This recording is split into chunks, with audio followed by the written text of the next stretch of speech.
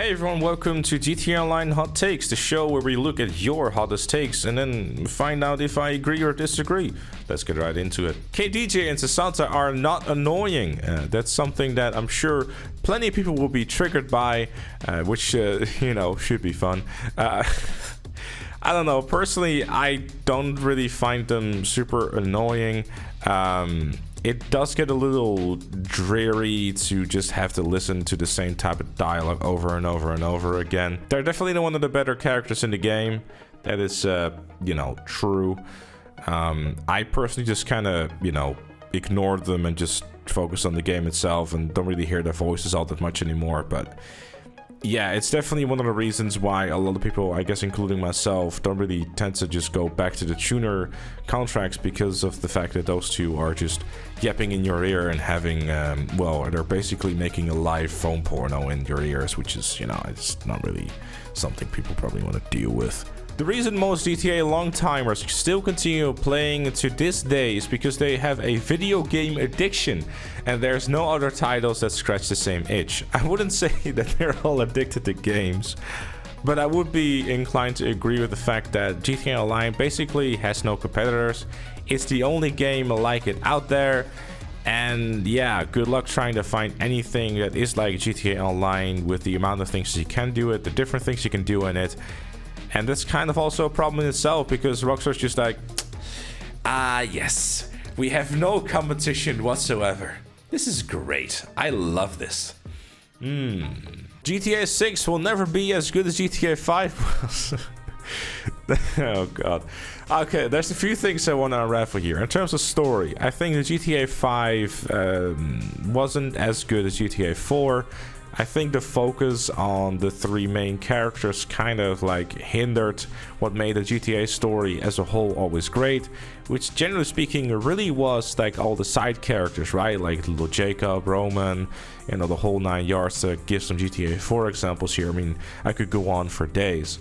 When it comes to online, I think people should get realistic expectations for the multiplayer for GTA 6 because you're going from GTA Online, which has stacks and stacks and stacks and stacks of content, to GTA 6 will probably be like, something along the lines of this. It's gonna be something that people are undoubtedly going to complain about. I'm very certain that the expectation for GTA 6, even though we've only seen some alpha footage or even pre-alpha footage or God knows what kind of footage that we saw in the leaks last year, is not even going to be as close to the expectations that people are going to have. People were already writing off as it being the worst game of all time before the game was even officially announced. I mean, there's going to be a heap of complaining, a heap of like, oh, GTA 5 Online is better, blah, blah, blah, blah, blah.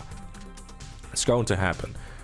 But it won't be GTA Online, so that's a good thing in my book. When will it end? I hate how people always complain about how there is nothing to do, the updates are boring, and they need to do this and that, or they need to drop GTA 6 already. When I personally feel that it's one of the only games worth playing right now. We get an update every 6 months, Rockstar fixes most problems ASAP, and in the end, Rockstar Games is the only company who seems to care about their game no matter the reason. Is this another troll comment? With all due respect, did you just say that the game gets updated every 6 months? And in the same sentence you said Rockstar Games is the only company who seems to care about their game. I mean, please, with all due respect though, like the nothing to do, update is boring and blah blah blah, fair enough. That's like, something you could argue, go play something else. But Rockstar fixing most problems ASAP? I don't know, bro, because there's definitely a list of issues that have gone on for way too long, and they're leaving most, if not all things, just, leave them to burn. Like, look no further than the recent God mode glitches with a taxi business, where they just left for weeks.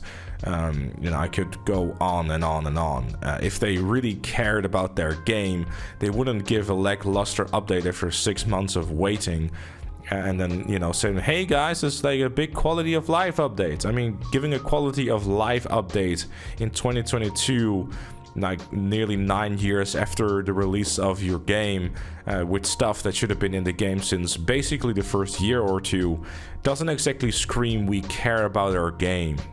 I'm sorry, dude, but I'm gonna give this one a hard disagree. Like, nah. Look, I'm not saying that there's not a lot of good in GTA Online. There definitely is a lot of good stuff in GTA Online, and it's definitely one of the only games worth playing right now because of the fact that there is so much to do, especially if you just recently came back or you're like a new player, then yeah, fair enough. But for long-term players, this game is just, nah, it's just ain't it. And the whole, they need to drop GTA 6 already? Yes, they should, but they should also take enough time with it, because, you know, I just want to play it. I just want to be excited about GTA again. I really do. I just want to have that fire back of, oh my god, there's a GTA thing going on, right? With online, it's just kind of like, you know, I also need a vacation, but, you know, don't worry about it. Laser pilots are downright more of a problem than Mark IIs, especially if they run thermals in the jet. They can control a lobby way better than the Mark II could, and the cannons should be nerfed, especially when air versus air. All they have to do is strafe on a merge compared to aircraft like the Pyro and Starling that actually takes skill. I will be inclined to agree that if you have a jet after you, especially if they're using those thermals, they're much more menacing than the Mark II ever could be, or any jet for that matter. The cannons are very strong. If they should be nerfed, I'm not sure. I don't really use them all that often. I find it incredibly fun to use a laser though, or a Hydra. I wish there was more like air combat type of content in the game where you could utilize those vehicles, really. I feel that's the main thing I want to highlight here. There's not really any sort of game modes where you can actively use your aircraft or some of the more expensive stuff within the game. If there were to be like dogfighting kind of game modes and that sort of stuff, it would be a lot of fun. There's a few maps within the official Rockstar, you know, catalog, I guess, in terms of game modes where you could utilize those vehicles, but obviously those are only lasers and not your actual stuff like Pyros and Starlings and that sort of stuff. Also, if there were to be a thing, disable the lock-on missiles. It's not fun to fight against at all. Document forgery is profitable in weeks where one resupply gives you the double supplies where production speed is boosted also. It's only small amounts every time, but it adds up, and the upfront cost with the clubhouse business and upgrades isn't that crazy high. It may not be as profitable as the Cairo Rico heist, but the heist gets boring fast, whereas the document forgery gives you something else. Something different to do that most GTA Online players have never done before.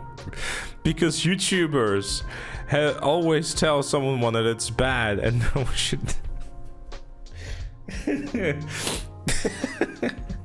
This has to be in trouble. There ain't no way this dude is real.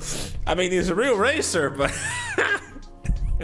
that's a good one. That's a good one. I mean, honestly, if you that's a really good joke. That's really good. Wait, he's being serious?